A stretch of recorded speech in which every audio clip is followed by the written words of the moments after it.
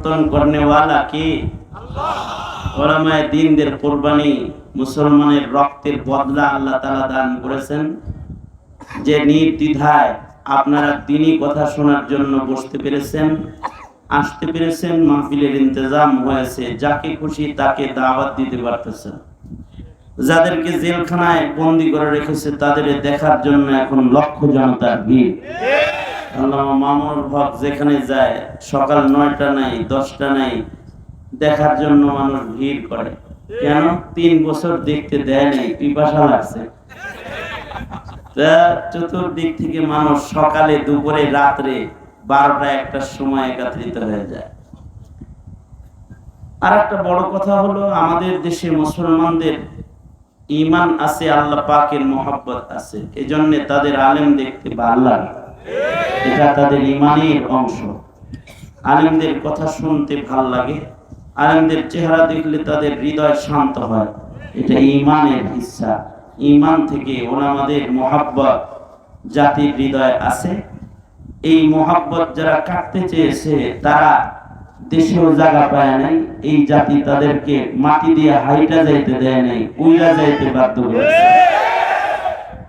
সুতরাং এটা একটা নিয়ামত।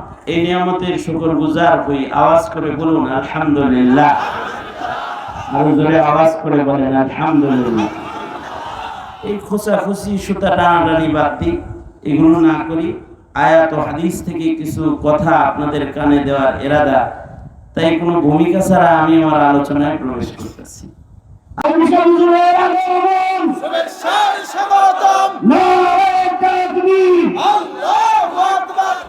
আসসালামু আলাইকুম ওয়া রাহমাতুল্লাহি ওয়া বারাকাতুহু।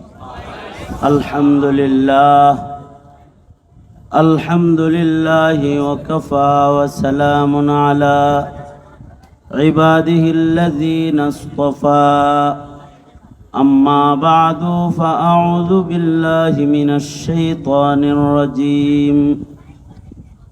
بسم الله الرحمن الرحيم.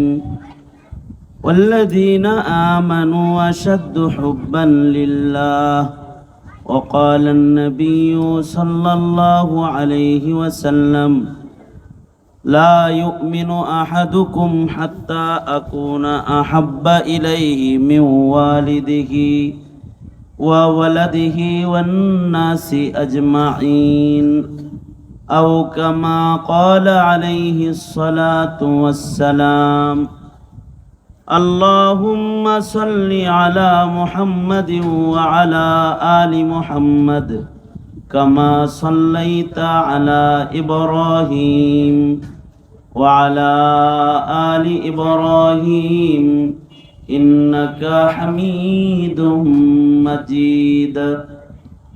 اللهم بارك على محمد وعلى آل محمد كما باركت على إبراهيم وعلى آل إبراهيم إنك حميد مجيد. নুরুল কুরআন হাফিজিয়া মাদ্রাসার আয়োজনে আয়োজিত দস্তরবন্দি মাহফিলের মোহতারাম সাদার, মোহতারাম সভাপতি, উপস্থিত হযরত, বুজুর্গ, উলামায়ে কেরাম, কানে আওয়াজ দাও, ইকো বন্ধ করে দাও। উপস্থিত হযরত, বুজুর্গ, উলামায়ে কেরাম, সম্মুখপানে সমবেত দ্বীন প্রিয়, ইসলাম প্রিয়, দিনদার, ইমানদার, মুমিন মুসলমান ভাইরা, আল্লাহর দরবারে শুকর। আল্লাহ তাআলা দ্বীনি নসিহতের মাহফিলে ওলামাদের সোহবতে জান্নাতের বাগানে মধ্য রজনীতে আল্লাহ তাআলা বসে থাকার তৌফিক দান করেছেন। কালিমাতুশ শুকর, জবান খুলে ভক্তি ভরে সমস্বরে আওয়াজ করে বলুন সবাই আলহামদুলিল্লাহ। এত সময় পর্যন্ত যোগ্য বুজুর্গ ওলামা হযরতগণ পূর্ণুর নসিহা করেছেন। আমার দোস্ত হাসান জামিল সাহেব দামাত বারাকাতুহুম গুরুত্বপূর্ণ নসিহা করেছেন। শ্রদ্ধাভাজন বড় ভাই আমাদের মুরব্বী আল্লামা আব্দুল বাসিত খান দামাত বারাকাতুহুম গুরুত্বপূর্ণ নসিহা আপনাদেরকে করেছেন। সবার শেষে আমি আপনাদের সামনে বসে গেছি। বরকতের নিয়তে কিছু বলবার ইরাদায় আল্লাহ তাআলা কিছু উপকারী কথা আপনাদের কানে পৌঁছানোর তৌফিক দান করেন। আপনারা দোয়া করুন, বলুন আমিন। মুহতারাম হাজিরিন, এই যে বসে আছেন, বসতে পেরেছেন, এতগুলো আলিম উলামাকে এখানে আনতে পেরেছেন একটা স্বাধীনতার পরে। এই জাজরে বহু মাহফিল বন্ধ হয়েছে, ফারিদ থেকে পুলিশ এসে বলে গেছে এই হুজুরের ওয়াজ জায়েজ নাই। এই হুজুর আর এখানে ওয়াজ করতে পারে নাই জাজরে। আজকে কোনো এই নাজায়েজ ফতোয়াটা প্রশাসন মুফতি সাহেবরা দিতে পারে না। আপনারা স্বাধীনতার পরে আজকে ওলামা হযরতদেরকে থানা পারমিশন ব্যতিরেকে পেয়েছেন, এটা আল্লাহ পাকের অনেক বড় নিয়ামত। এটা আপনার স্বাধীন বাংলার স্বাধীন অধিকার। এই যে অধিকারটা ফিরে পাইছেন, এর শুকরিয়া আদায় করে শেষ করা যাবে? 17টা বছর 16টা বছর এই জুলুম অত্যাচারের শিকার আপনারা ছিলেন, যে আলেমদের চেহারা দেখতেও আপনাদেরকে দিবে না, খালি এমপি মন্ত্রী নায়ক নায়িকা বানায়া এগুলো দেখার লেগে আপনাদের বাধ্য করেছে।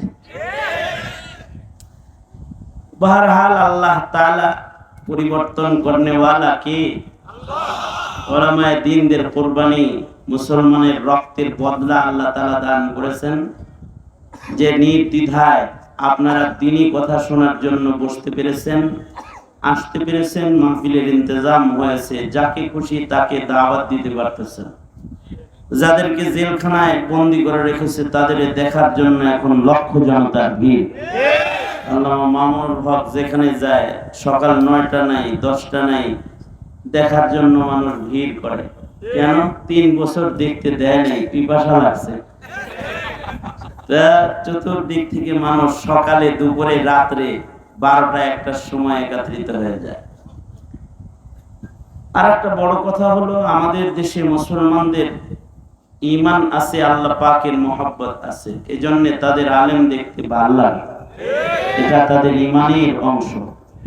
আলেমদের কথা শুনতে ভালো লাগে, আলেমদের চেহারা দেখলে তাদের হৃদয় শান্ত হয়, এটা ঈমানের হিস্সা। ঈমান থেকে ওলামাদের মহব্বত জাতির হৃদয়ে আছে। এই মহব্বত যারা কাটতে চেয়েছে তারা দেশেও জায়গা পায় নাই। এই জাতি তাদেরকে মাটি দিয়ে হাইটা যাইতে দেয় নাই, উইরা যাইতে বাধ্য করেছে। সুতরাং এটা একটা নিয়ামত, এই নিয়ামতের শুকরগুজার হই। আওয়াজ করে বলুন আলহামদুলিল্লাহ। আরো জোরে আওয়াজ করে বলেন আলহামদুলিল্লাহ। এই খোঁচাখুচি সুতা টানাটানি বাদ দিই, এগুলো না করি। আয়াত ও হাদিস থেকে কিছু কথা আপনাদের কানে দেওয়ার ইরাদা, তাই কোনো ভূমিকা ছাড়া আমি আমার আলোচনায় প্রবেশ করতেছি। আল্লাহ তাআলা কিছু উপকারী কথা আপনাদের কানে পৌঁছায় দেওয়ার তৌফিক দান করেন। আপনারা দোয়া করুন, বলুন আমিন। আল্লাহ পাকের একটা আজব নিয়ামত হলো মুহাব্বতের নিয়ামত। নিয়ম হলো, যেই বিষয়ে মানুষের হৃদয়ে মহব্বত পয়দা হয়, ওই বিষয়টা কঠিন হলেও ওই বিষয়টা করা মানুষের জন্য মহব্বতের কারণে সহজ হয়। যে কোনো বিষয়ে মহব্বত থাকলে পরে কঠিন জিনিস সহজ হয়। এই কারণেই মুরব্বীরা কয়, যদি থাকে বন্ধুর মন, গান পাড়ি দিতে কতক্ষণ। মহব্বত থাকলে পরে নদী নদী মনে হয় না, ঠান্ডা ঠান্ডা মনে হয় না। এই ভালোবাসাটা আমাদের কম, এ কারণে আমাদের ভেতরে ইহুদিয়াত নসরানিয়াত প্রবেশ করে। এই ভালোবাসাটা সাহাবায়ে কেরামের ভেতরে ছিল সর্বোচ্চ। এ কারণে তারা নবীর সুন্নাহর খেলাফ কিছুই করতে পারেনি, প্রেমের কারণে পারে নাই। আর আমাদের প্রেমের অভাবের কারণে আমরা নবীর অনুকরণ করতে পারি না।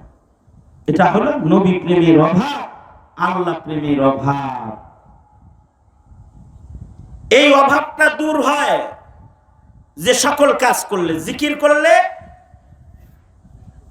প্রেম বাড়ে, আল্লাহ আল্লাহ রাসূল, কোরআন পড়লে প্রেম বাড়ে, কোরআন শুনলে প্রেম বাড়ে, আলেম ওলামার সামনে বসলে প্রেম বাড়ে। এ কারণে এই দেশে যারা বয়ান শুনে, ওয়াজ নসিহত শুনে, তারা কিন্তু বলে যে আমি আল্লাহ দিলে আলেমদের বয়ান শুনি না দাঁড়িয়ে রাখছি, আলেমদের বয়ান শুনি না আমি আমার ছেলেকে মাদ্রাসায় দিছি, আলেমদের বয়ান শুনি না আমি তবলিগে গেছি। বলে না? বলে কি বলে না? কারণ এই যে সামনে বসে আর কিছু শুনে তাদের প্রেম বাড়ে, আল্লাহ পাকের মহব্বত বাড়ে।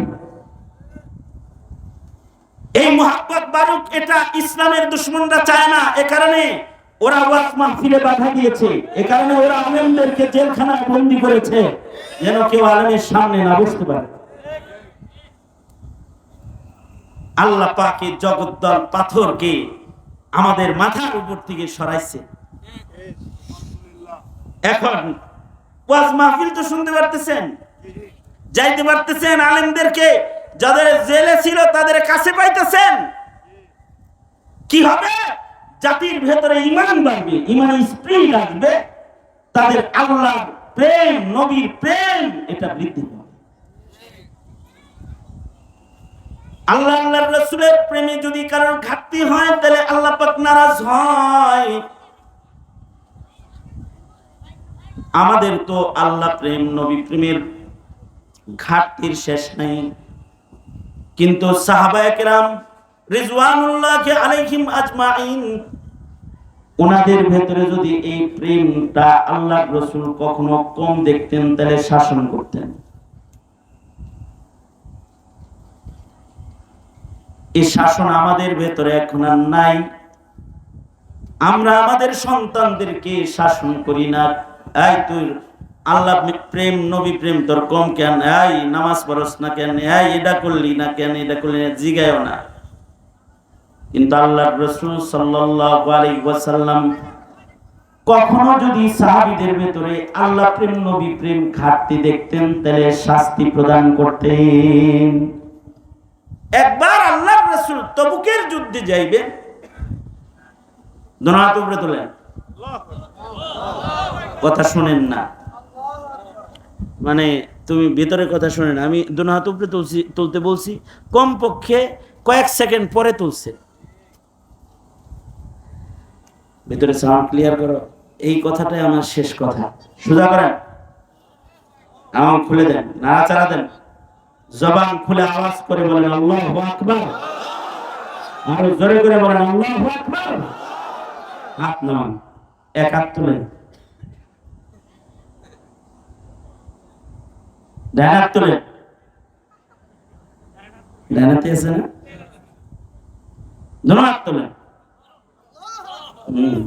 শুনতেছেন, নাড়াচাড়া দেন, নামান, জবান খুলে বলেন আলহামদুলিল্লাহ, আরো জোরে করে বলেন আলহামদুলিল্লাহ, বলেন সুবহানাল্লাহ, আলহামদুলিল্লাহ, লা ইলাহা ইল্লাল্লাহ, আল্লাহু আকবার।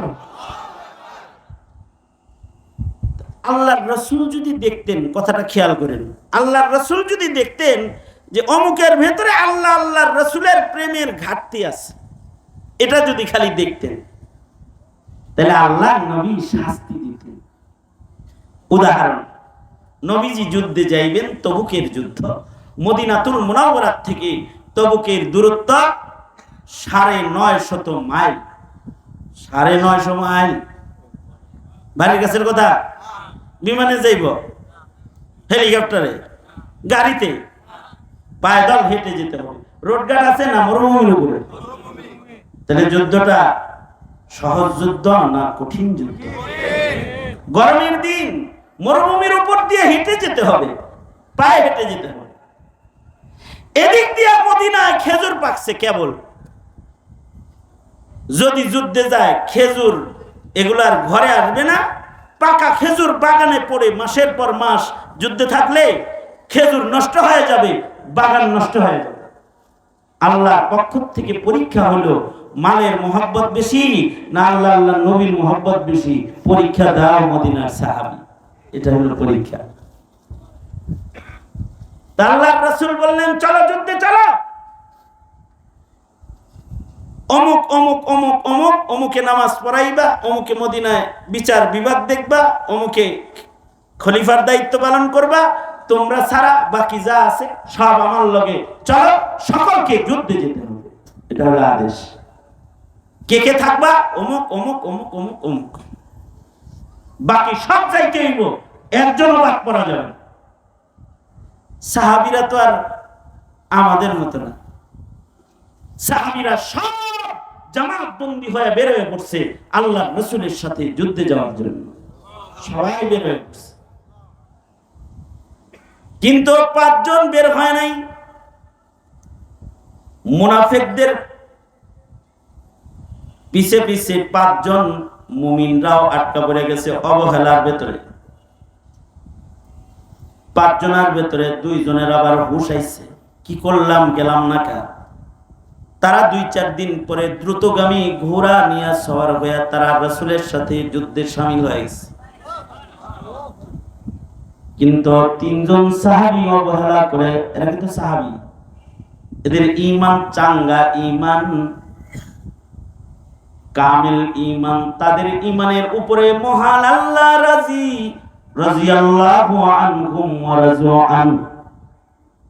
কিন্তু 3 জন তারা অবহেলা করে মদিনায় আটকা পড়ে গেছে।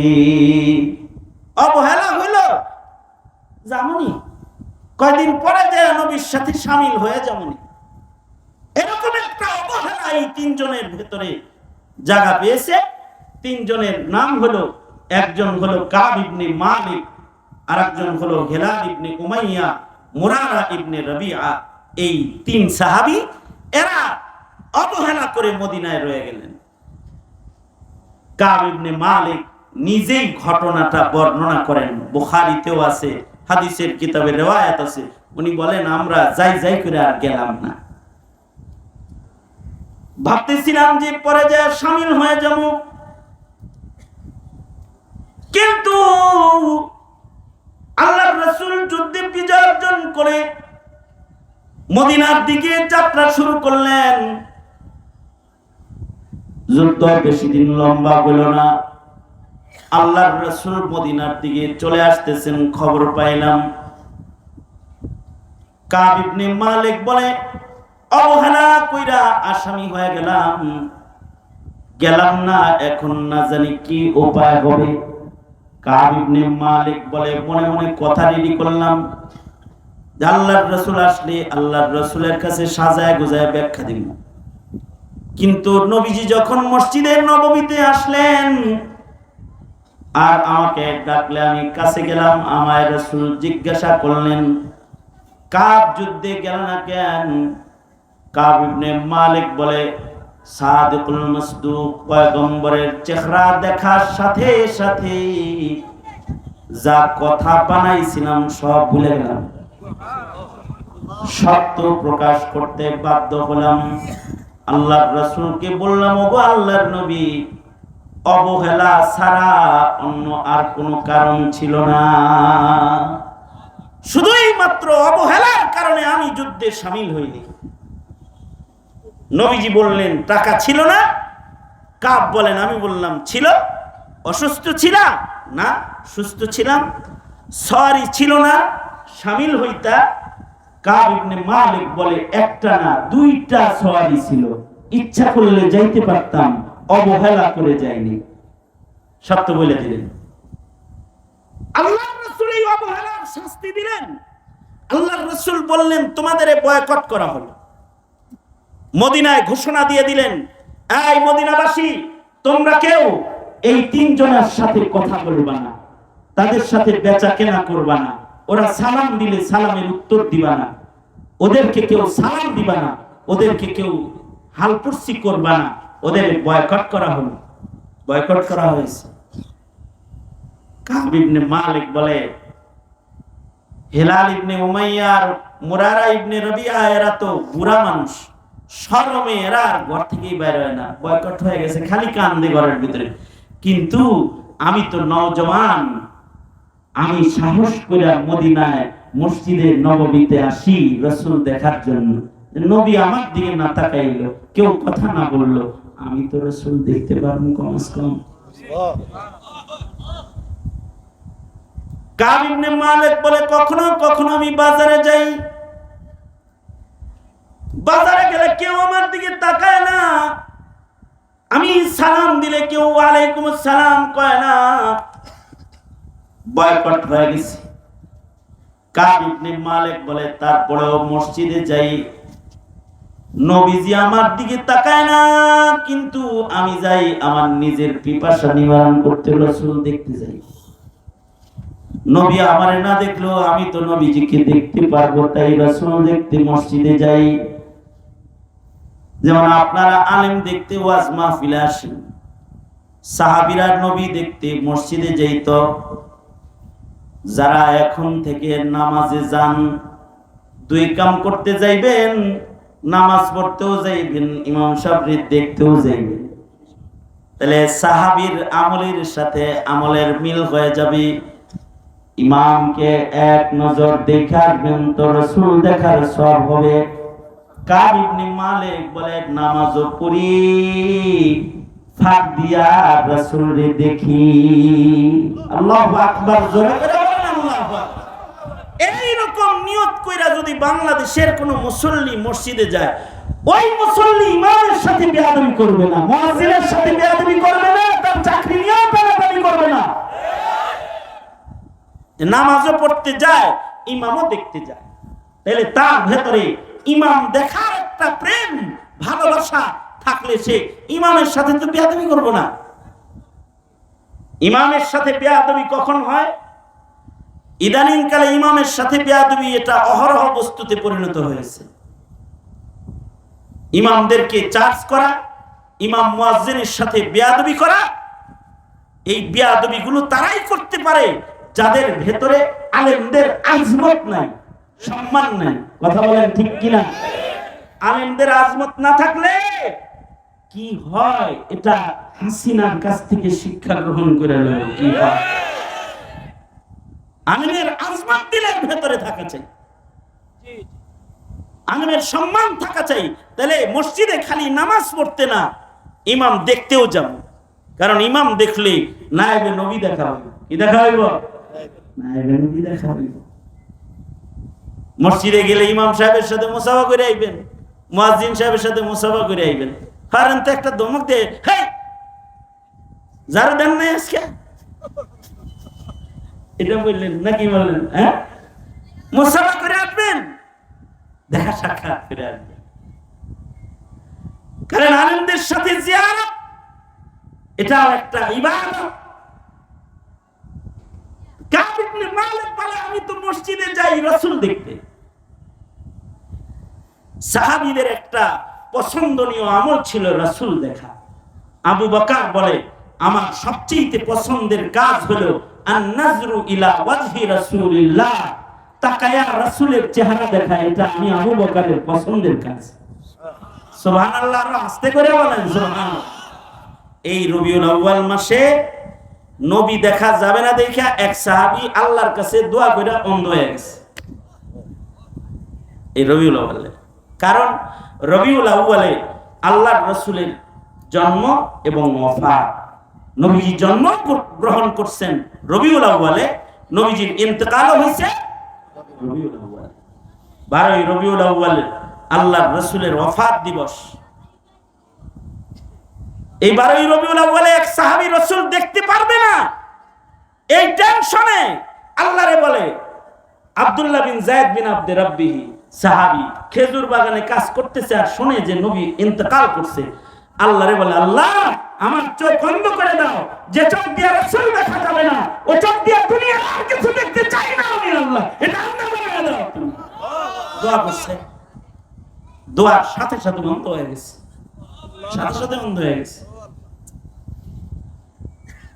রাসূল দেখা আলাদা একটা আমল, সাহাবায়ে কেরামের আমল।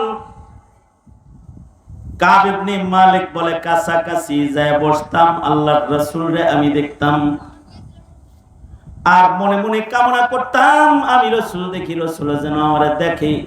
কাব ইবনে মালিক বলে আল্লাহর রাসূল আমারে ছায়া দেখতো না, কিন্তু আমি যখন নামাজে থাকতাম তখন কানি নজরে দেখতো।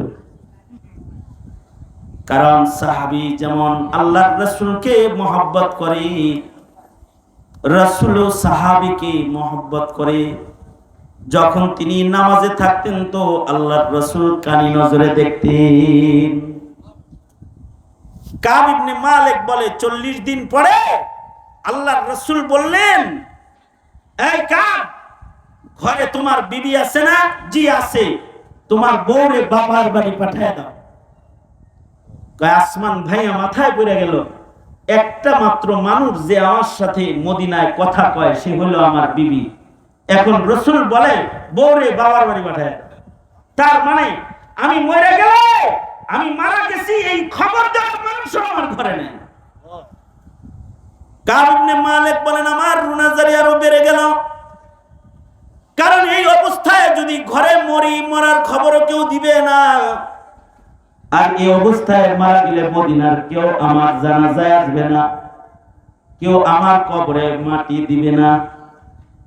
যেমন মনে করেন যারা জুলুম অত্যাচার করেছে, যাদের এই বাংলার মানুষ বয়কট করেছে, এরা মরলে কি কেউ জানাজায় যাইব? হ্যাঁ, কথা বল না কেন? বয়কট অবস্থায় মারা গেলে তো সমস্যা। কাব ইবনে মালিক বলে, এই বয়কট অবস্থায় যদি আমি মরে যাই, আমার জানাজায় কেউ আসবে না। আর যদি এই বয়কট অবস্থায় যদি রাসূল ইন্তেকাল করে, তাহলে ওহীর দরজা বন্ধ হয়ে যাবে। ওহীর দরজা বন্ধ হয়ে গেলে আমার ক্ষমার আয়াত আর আসমান থেকে আসবে না। কিয়ামত পর্যন্ত কবরে শুয়ে থাকলেও বর্জ্য কেউ আমার দিকে তাকাবে না, কারণ রাসূল আমায় বয়কট করেছে। কত বড় দুশ্চিন্তা! কাব ইবনে মালিক বলে 50 দিন পরে আল্লাহর রাসূল আমাদের ক্ষমার ঘোষণা দিলেন। আল্লাহ আমাদের ক্ষমা করছেন। অপরাধ কি? যুদ্ধে রাসূল যাইতে বলছে, বাইর হই নাই, অবহেলা করেছি, তাই বয়কট করা হয়েছে। আমাদের যে অবহেলার চিত্র আছে, দিন ধর্ম ইসলাম নিয়ে আমাদের যে অবহেলা আছে, এই অবহেলাটা যদি রাসূল দেখতেন তাহলে আমাদেরকেও কিন্তু আল্লাহর রাসূল সাথ দিতেন না। কাব ইবনে মালিকের একটা নির্দেশের অবহেলার কারণে 50 দিন বয়কট হয়েছে। আমরা যারা ধর্মের নাম লই, নামের শুরুতে মুহাম্মদ লাগাই, কিন্তু দিন মানি না। আমাদের মতো উম্মতের সাথে নবী জীবনেও কথা বলতেন না, জীবনেও কথা বলতেন না আমাদের সাথে। চিন্তা করি, যদি এই হালতে আমাদের মরণ হয়, তাহলে কাউসার পাবো কেমনি, শাফাত কেমনে পাবো? সুতরাং নবীর শাফাত পাইতে আর আল্লাহ পাকের দয়া মায়া পাইতে ভিতরে একটু মহব্বত দরকার, আল্লাহ প্রেম দরকার, দ্বীনের দরদ দরকার। ঠিক কিনা? দ্বীনের দরদ দরকার না? এই দ্বীনের দরদটা আসবে কিছু কাজ করলে। এই কাজগুলা রবিউল আউয়ালে সুন্নাত হিসেবে আমল শুরু করেন। 1 নাম্বার, জিকির করলে দরদ বাড়বে, আল্লাহর মহব্বত বাড়বে। প্রত্যেক দিন কমপক্ষে 6 তাসবিহ জিকির আদায় করবেন ইনশাআল্লাহ। বলেন, আওয়াজ করে বলেন। 6 তাসবিহ জিকির করতে মাত্র 8 মিনিট সময় লাগবে। 100 বার সুবহানাল্লাহ, 100 বার আলহামদুলিল্লাহ, 100 বার লা ইলাহা ইল্লাল্লাহ, 100 বার আল্লাহু আকবার, 100 বার আস্তাগফিরুল্লাহ আস্তাগফিরুল্লাহ আস্তাগফিরুল্লাহ, 100 বার দরুদ শরীফ। কয় তাসবিহ হলো মোট? 6 তাসবিহ জিকির করতে 8 মিনিট সময় লাগবে। 24 ঘন্টার ভেতরে 8টা মিনিট কি হৃদয়ে আল্লাহর মহব্বত বাড়ানোর আশায় জিকিরের সুন্নতের উপরে আমল করা যাইব না? হ্যাঁ, যাইব না? কারা কারা জিকিরের আমল শুরু করলেন? দোনো হাত তুলে ওয়াদা করেন, বলেন ইয়া আল্লাহ, ওয়াদা করতেছি আজ থেকে প্রতিদিন আপনার মহব্বত বাড়ানোর নিয়তে জিকিরের সওয়াব আদায় করব। চিল্লা করেন ইনশাআল্লাহ। 1 নাম্বার। দ্বিতীয় নাম্বার কাজ, প্রতিদিন একটু কোরআন মজিদ পড়বেন ইনশাআল্লাহ। বলেন, যদি বড় সূরা না পড়তে পারেন তাহলে সূরা ইখলাস পড়বেন। সূরা ইখলাসও যদি একবার পড়েন 10 পারা পড়ার সওয়াব হবে। 3 বার পড়লে খতম করার সওয়াব হবে। সূরা ইখলাস 3 বার পড়তে 2 ঘন্টা তো লাগবেই। হ্যাঁ, 1 মিনিটও লাগবে না। তো এই 3 বার সূরা ইখলাসের আমলটা তো করেন, এতটুকুন কোরআন পড়েন। আর মাঝে মাঝে আলেমদের সামনে বসেন। খালি আইয়ুবী সাহেব আইলে আর হাসান জামিল সাহেব আর আব্দুল বাসেত খান সাহেব আইলে যাইবেন তা না, আপনার মসজিদের ইমাম সাহেবের সামনে যায় 5 মিনিট বসেন, মুয়াজ্জিন সাহেবের কাছে যায় 5 মিনিট বসেন, পীরের কাছে যায় বসেন। কেন? আপনার ইমাম, আপনার মুয়াজ্জিন এগরে কি আপনার নায়েবে নবী মনে হয় না কি লাগে? আপনি যেমন পীরের সামনে বসেন, আলেমের সামনে বসেন, আপনার মহল্লার ইমাম ও আলেমে দিন তার সামনে বসেন, তাকে একটু দেখেন, তার সাথে সুন্দর মুসাফা করেন, তার সাথে মুআলাকা করেন, তার সামনে একটু সময় বসে থাকেন। সোহবতে আহলুল্লাহ যারা গ্রহণ করবে, আল্লাহ তাদের হৃদয়ে আল্লাহর মুহাব্বত দান করবে। ছোট ছোট মাদ্রাসার তালবে ইলম আছে, ওরাও নায়েবে নবী, ওদের সামনেই বসেন না, ওদেরকে দেখেন, ওরা রাস্তা দিয়ে যাইতেছে, ওপরে জঙ্গি বলে ডাক না দিয়া আল্লাহ ওয়ালা মনে করে ওদের সামনে যে একটু মুসাফা করে। কি কথা বলেন না কেন? এভাবেও আল্লাহ পাকের মুহাব্বত বাড়ে। এগুলো হলো সবাব। এই নায়েবে নবীরা সব আল্লাহর মেহমান, আল্লাহ পাকের মনোনীত মেহমান মাদ্রাসার ছাত্ররা। একটা মাদ্রাসা এই যে এলাকায় আছে, এটাকে গনিমত মনে করেন। যারা ইসলাম অপছন্দ করে তারা মাদ্রাসাকে ব্যাঙের ছাতা কয়, নাউজুবিল্লাহ বলে। আর ইমানদারের কাছে মাদ্রাসা হলো ইমানের কেন্দ্র। কি? কোরআন হাদিসের হিফাজতের কেন্দ্র। নাস্তিকরা চাইবে মাদ্রাসা বন্ধ করতে, আপনাদের চেষ্টা থাকবে মাদ্রাসাকে চালু রাখতে। কারণ মাদ্রাসা থাকবে তো আল্লাহওয়ালা জন্ম হবে, আল্লাহওয়ালা থাকবে তো আল্লাহর মুহাব্বত জন্ম হবে। সুতরাং মাদ্রাসাগুলো উলামায়ে কেরাম এদের পক্ষে থাকবেন ইনশাআল্লাহ। কারা কারা পক্ষে থাকবেন? রবিউল আউয়াল আলেমদের পক্ষে থাকার ওয়াদা করলেন, নবীজি যেন আপনাদের পক্ষে থাকে। দুনো হাত তুলে ওয়াদা করেন, আল্লাহ কবুল করুন।